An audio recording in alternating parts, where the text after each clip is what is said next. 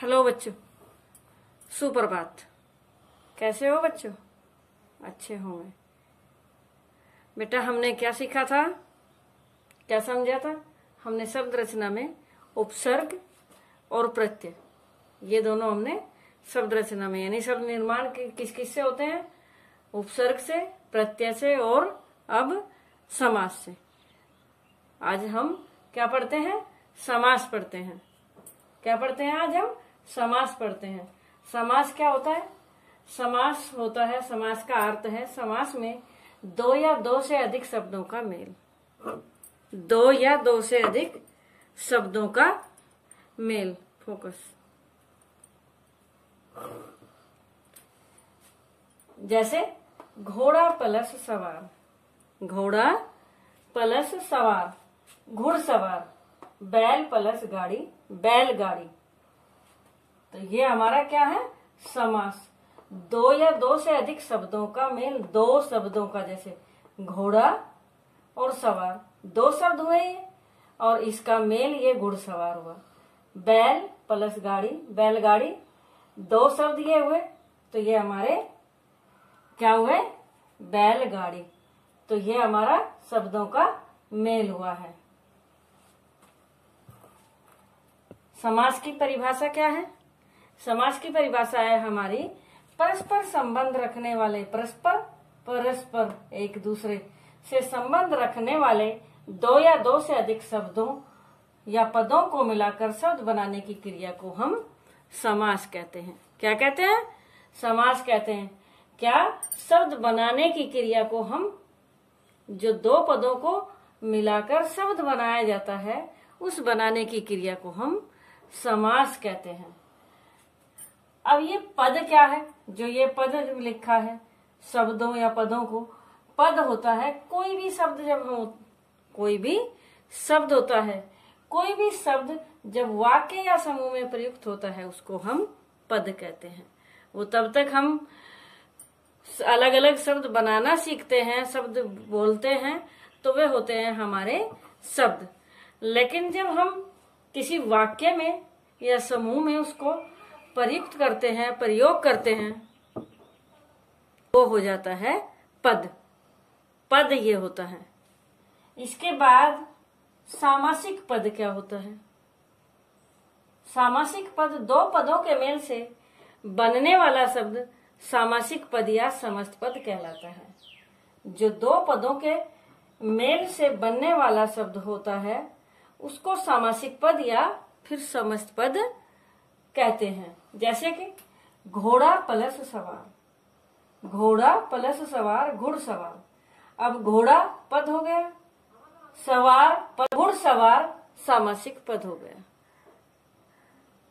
घोड़ा पद है और सवार पद है, क्योंकि ये दोनों पद जोड़े गए हैं, तो ये दोनों पद और दोनों पद मिलाकर ये बन गया सामासिक पद। या फिर इसको और क्या बोलते हैं? या फिर इसको समस्त पद भी बोलते हैं। क्या बोलते हैं बेटा? समस्त पद, ये भी हम इसको बोलते हैं। अब साथ साथ समास विग्रह क्या होता है, ये भी। समास विग्रह होता है सामासिक पदों को अलग अलग करना, समास विग्रह होता है। जो सामासिक पद है हमारा, समस्त पद है, इसको अलग अलग करते हैं, अलग अलग करने की क्रिया को समास विग्रह कहते हैं। कैसे? हिमालय, हिमालय, हिम का आल्य, हिम का आल्य। अब ये हिमालय हमारा सामासिक पद है। हिमालय क्या है? सामासिक पद है। और हिम का आल्य समास विग्रह है इसका। हिम का आल्य, यह है हमारा समास विग्रह। हिम प्लस आल्य क्यों नहीं किया? क्योंकि हिम प्लस आल्य होता है, ये तो मैंने केवल ये बताया है कि ये दो इस तरह शब्द जोड़े जाते हैं, दो पद जोड़े जाते हैं समास में। लेकिन विग्रह इसका, ये समास विग्रह क्या होता है इसका? हिम का आल्य, ये विग्रह होता है। अब संधि और समास में अंतर क्या है हमारा? संधि और समास में अंतर क्या है पहले ये समझ लें, उसके बाद समास के भेद और समास में समझाऊंगे। ठीक है बेटा, तो ये हो गए हमारे, यहां तक समझ आ गया ना। अब ले लेते हैं हम संधि और समास में अंतर। समास में अंतर क्या है दोनों में?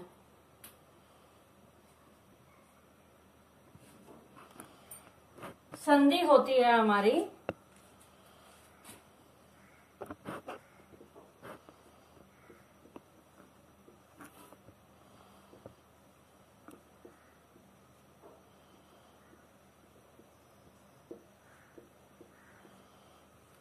संधि का अर्थ है हमारा,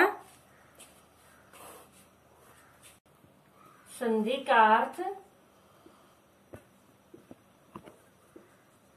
मेल होता है। संधि का अर्थ क्या होता है? मेल होता है।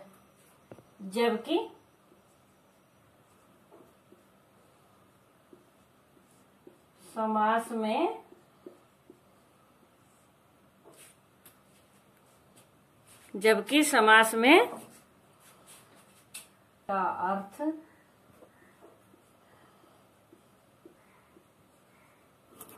संक्षेप होता है।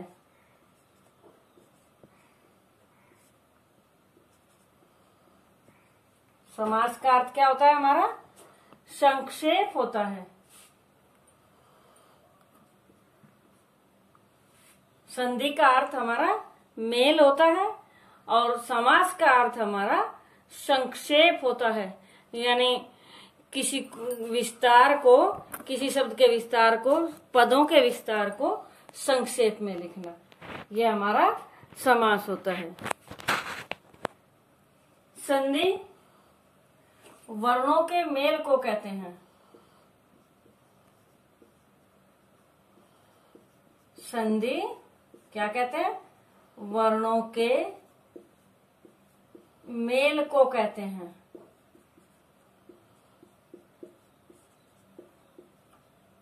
जबकि समास में,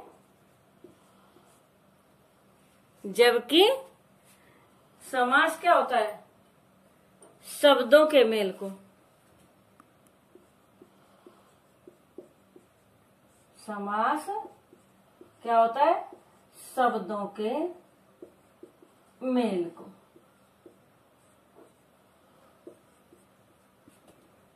वर्णों का मेल वर्णों के मेल को कहते हैं और समास शब्दों के मेल को कहते हैं। क्या समझ में आया ना?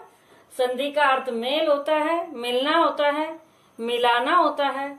समास का अर्थ संक्षेप होता है। संधि वर्णों के मेल को कहते हैं, जो दो वर्ण मिलते हैं उसमें जो परिवर्तन आता है। और समास में, समास को यानी शब्दों के मेल को कहते हैं। जो शब्दों का मेल होता है उसमें शब्द चेंज भी हो सकते हैं और नहीं भी हो सकते हैं। जैसे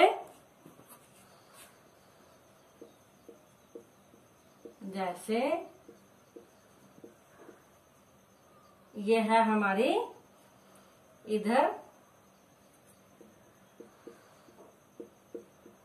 संधि, ये ले लेते हैं हम इधर समास।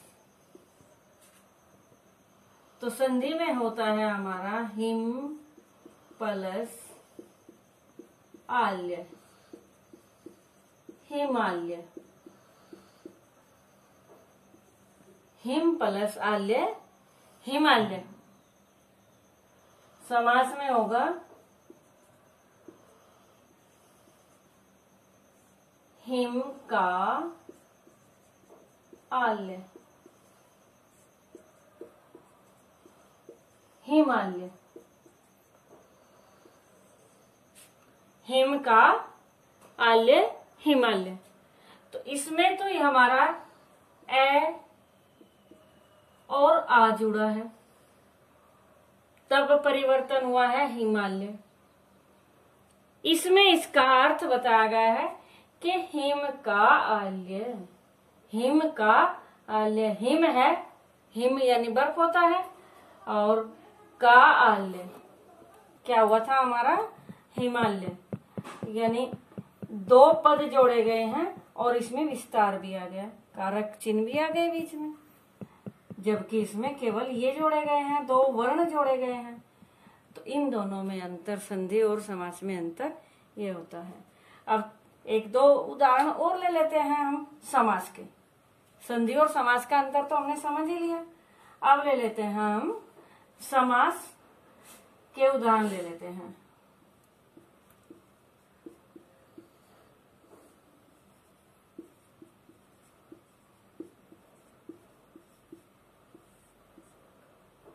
समास के उदाहरण हमने लिए क्या,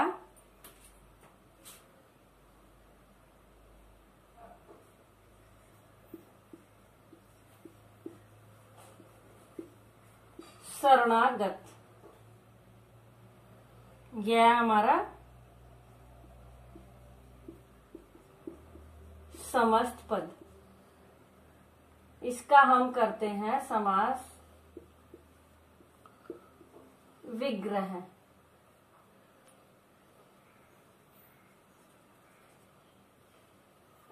समास विग्रह हमारा इसका क्या होगा, शरण को आगत, शरण को आगत, आगत यानी आया हुआ।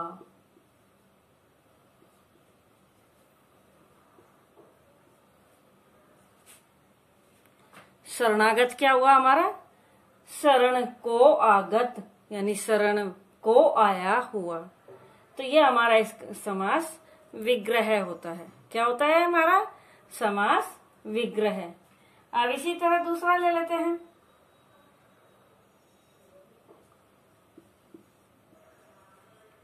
क्रोधाग्नि।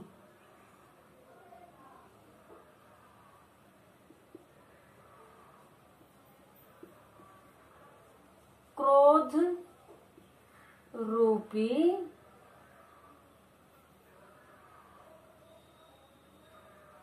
अग्नि, ये होती है हमारी क्रोध रूपी अग्नि।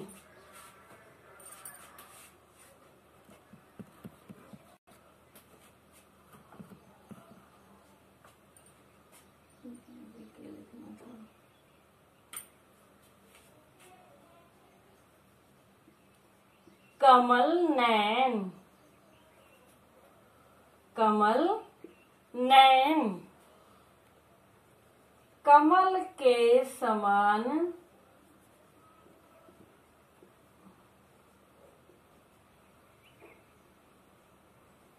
नैन, नैन क्या होता है, आंखें। तो कमल के समान नैन। अब इसमें देखो शरण को आगत आया है, क्रोध, क्रोधाग्नि, क्रोध रूपी अग्नि, कमल नैन, कमल के समान नैन। अब इसमें के समान आ गया, इसमें रूपी आ गया, इसमें को आ गया। तो इस तरह हमारे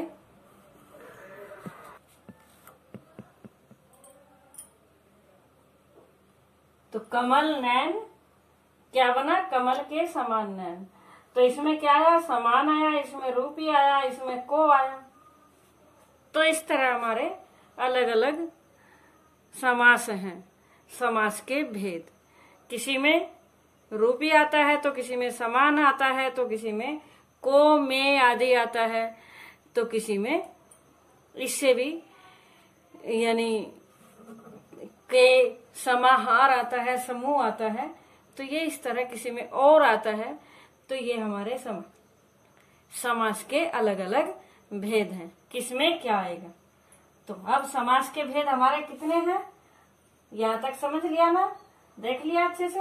अब समास के भेद कितने हैं हमारे, समास के भेद हैं हमारे 6। कितने भेद हैं हमारे समास के, 6 भेद हैं। 6 भेद, पहला है हमारा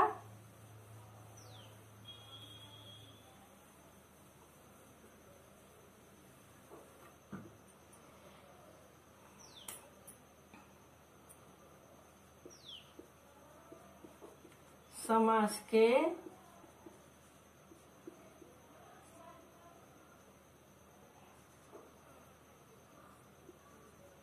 छह भेद होते हैं।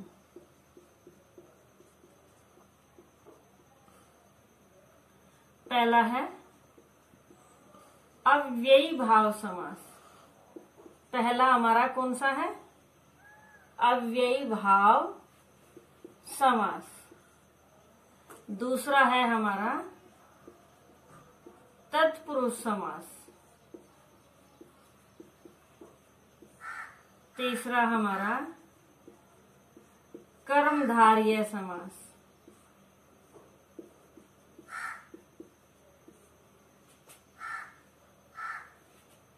चौथा हमारा द्विगु समास। पांचवा बहुव्रीहि समास।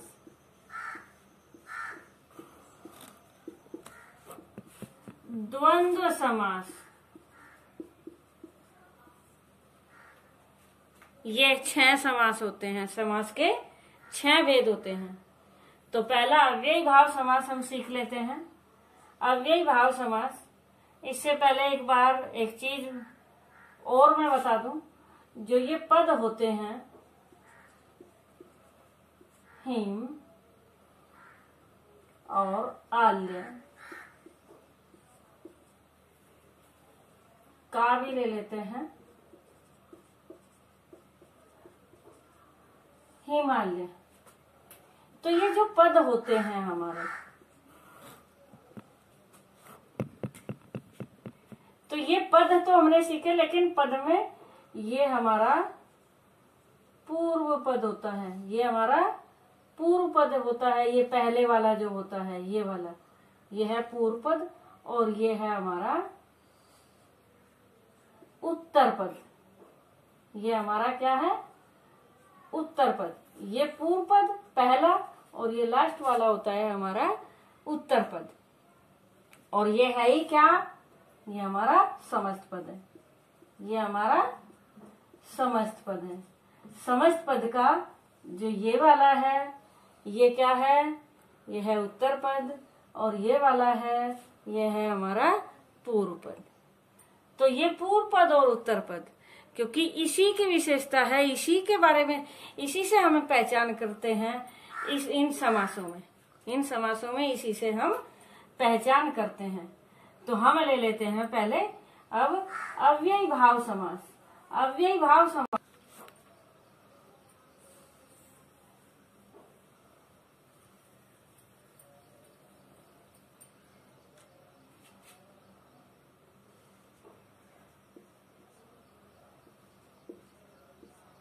पूर्व पद अव्यय होता है। जिसका पूर्व पद अव्यय होता है वो हमारा अव्ययी भाव समास होता है। जिसका पूर्व पद अव्यय होता है तथा उत्तर पद भी मिलकर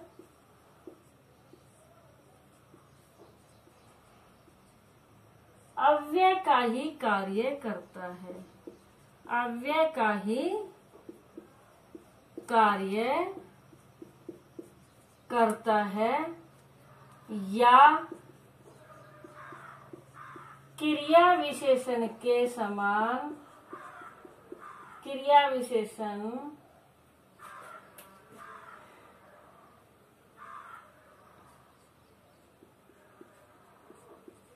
की भांति कार्य करता है। हमारा की भांति कार्य करता है, वो अव्ययी भाव समास होता है। अब पहले एक बार अव्यय क्या होते हैं? अव्यय होते हैं हमारे अविकारी शब्द।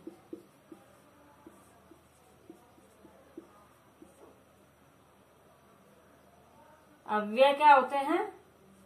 अविकारी शब्द होते हैं। अविकारी शब्द क्या होते हैं? शब्द दो तरह के शब्द पढ़े ना, विकारी शब्द और अविकारी शब्द। विकारी शब्द तो होते हैं, विकारी शब्द कौन से होते हैं हमारे? विकारी होते हैं जिनमें परिवर्तन होता है लिंग, वचन, कारक, पुरुष के अनुसार। लिंग, वचन, कारक और पुरुष के अनुसार उसमें परिवर्तन होता है, वे होते हैं हम विकारी शब्द होते हैं वे हमारे। और अविकारी होते हैं कि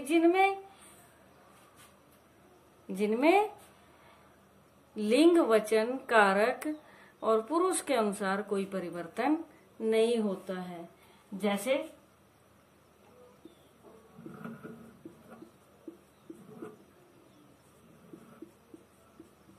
बालक प्रतिदिन पढ़ता है।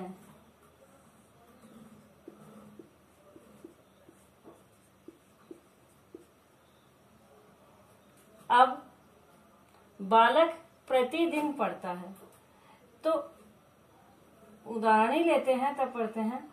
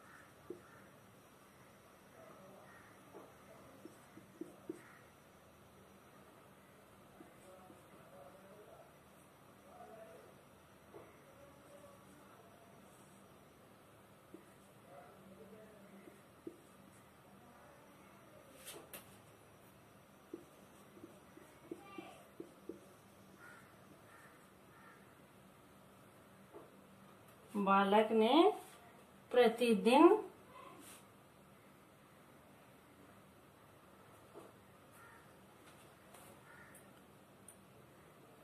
या बालक प्रतिदिन पढ़ता रहता है। तो अब यहाँ ये देखो, हर बार प्रतिदिन वही का वही है, प्रतिदिन वही का वही है, तो ये हमारा अविकारी शब्द है। अब यहाँ बालक, बालकों, बालिका, या यहाँ ये सभी बालक भी हो सकता था, या बालकों ने भी हो सकता था। तो इसी तरह पढ़ता है, यहाँ पढ़ा, यहाँ पढ़ता रहता है, तो क्रिया में भी चेंज हुआ, संज्ञा शब्दों में भी चेंज हुआ। तो हमारे इस तरह संज्ञा में सर्वनाम और विशेषण और क्रिया, इनमें चेंज होता है। संज्ञा, सर्वनाम, विशेषण और क्रियाओं में इनमें चेंज होता है, परिवर्तन होता है। लेकिन जो हमारे अविकारी शब्द हैं हमारे कौन कौन से? क्रिया विशेषण, समुच्चय बोधक अव्यय, संबंध बोधक अव्यय, विस्मय आदि बोधक अव्यय, ये चार हमारे होते हैं। इसमें आते हैं क्रिया विशेषण की भांति, जैसे प्रतिदिन तो लिया ही है, धीरे धीरे। अब वह धीरे धीरे चलता है, वह धीरे धीरे चलती है, वे सब धीरे धीरे चलते हैं। तो धीरे धीरे में कोई चेंज नहीं हुआ, वह में वह, वे और चलता है, चलती है, चलते हैं, तो इसमें चेंज हुआ। तो ये इस तरह के हमारे क्रिया विशेषण में कोई चेंज नहीं होता। अब इसी तरह सीता और गीता, सीता और गीता, राम और श्याम, लिंग पुल्लिंग है या स्त्रीलिंग है, लेकिन और में कोई चेंज नहीं हुआ है। संबंध बोधक में भी के सामने पेड़ है, उसके सामने पेड़ है, तो इसमें भी कोई के सामने वगैरह में भी चेंज नहीं होता। वाह वाह शाबाश, शाबाश बेटी, शाबाश बेटा। तो इस तरह उसमें भी कोई चेंज नहीं होता। तो इस तरह के शब्द होते हैं हमारे कौन से, अविकारी शब्द। अविकारी शब्दों को अव्यय भी बोलते हैं। तो ये अव्यय हमारा ये है, समझ में आ गया ना अव्यय क्या होता है। अव्यय है जिसमें कोई परिवर्तन नहीं होता है, वे इस तरह के शब्द होते हैं हमारे अविकारी शब्द या अव्यय। तो पूर्व पद अव्यय होता है तथा उत्तर पद भी मिलकर अव्यय का ही कार्य करता है या क्रिया विशेषण की भांति कार्य करता है, उसको हम अव्ययी भाव समास कहते हैं। उसको हम क्या कहते हैं, अव्ययी भाव समास कहते हैं। अब इसके उदाहरण ले लेते हैं। कार्य करता है उसे हम क्या कहते हैं, अव्ययी भाव समास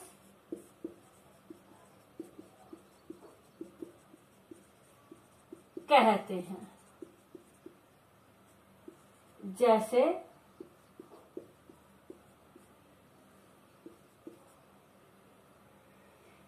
समस्त पद और समास विग्रह।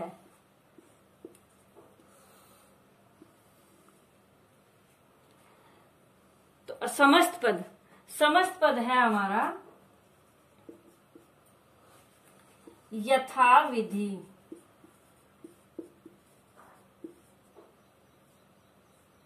यथा विधि। इसका विग्रह होता है विधि के अनुसार, विधि के अनुसार। यथा मीन्स अनुसार होता है, लेकिन यथा विधि, विधि के अनुसार। यथा विधि जो वाक्य शब्द है, समस्त पद है, विधि के अनुसार कार्य करो। अरे बच्चों, विधि के अनुसार कार्य करो यानी यथा विधि कार्य करो। अरे छात्रों, यथा विधि कार्य करो, यथा विधि यज्ञ करो, विधि के अनुसार यज्ञ करो, विधि के यथा विधि व्रत करो, उपवास करो। तो ये एक वचन हो या बहुवचन हो, स्त्रीलिंग हो या पुल्लिंग हो, तो ये यथाविधि चेंज नहीं होता है। तो पहला पद तो इसका अव्यय था ही, लेकिन विधि भी इसमें मिला दिया, तो ये हुआ हमारा अव्ययी भाव समास। अव्यय का ये कार्य करता है। दोनों पद मिलकर, पूर्व पद और उत्तर पद मिलकर हमारा ये क्या कार्य करता है, ये अव्यय का कार्य करता है। तो ये होता है हमारा कौन सा, अव्ययी भाव समास। विग्रह इसका होता है विधि के अनुसार। क्या होता है, विधि के अनुसार। अब दूसरा ले लेते हैं। दूसरा ले लिया हमने आजीवन।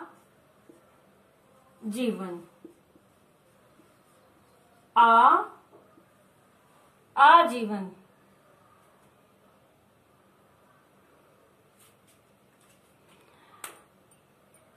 वह आजीवन कारावास में रही।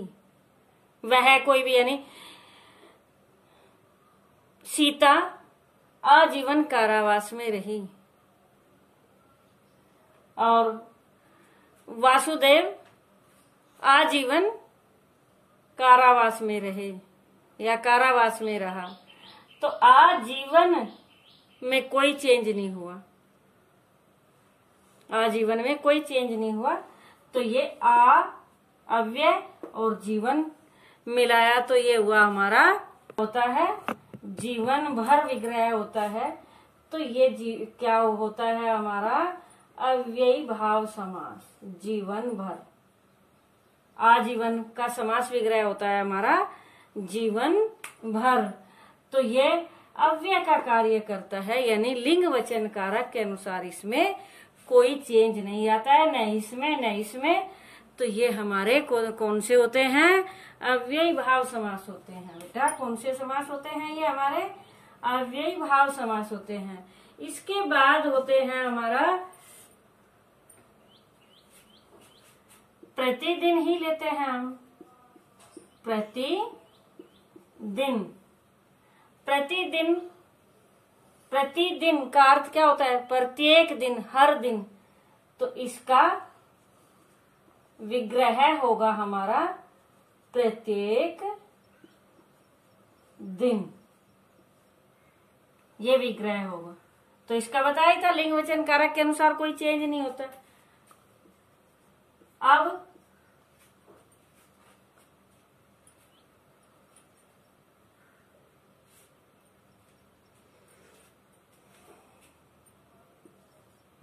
यथासंभव, यथासंभव, यथासंभव का विग्रह क्या होगा? यथा मीन्स जैसा होता है, जैसा, अनुसार या जैसा। तो संभव के अनुसार तो नहीं हम लिख सकते, तो इसका विग्रह होता है जैसा संभव हो, जैसा संभव हो। यथासंभव का ये हुआ। समझ आ गया ना? तो ये हमारे अव्यय का कार्य करते हैं, जिनका पहला पद हमारा क्या होता है? जो पूर्व पद है ये हमारा अव्यय होता है, लेकिन ये उत्तर पद भी मिलकर अव्यय का ही कार्य करता है। तो या क्रिया विशेषण की भांति कार्य करता है। तो ये हमारे होते हैं अव्ययी भाव समास। एक और उदाहरण ले लेते हैं, रातों रात।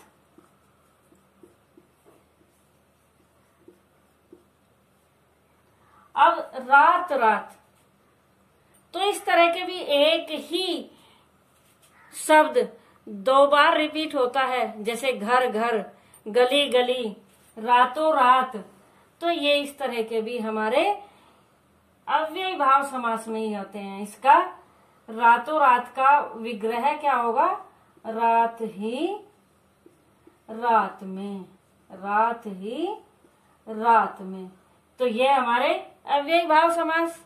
अव्ययी भाव समास अच्छे से पढ़ो, अच्छे से देखो एक बार अपनी बुक में भी, इसको दोहराओ। इसके बाद अगला समास अगली वीडियो में।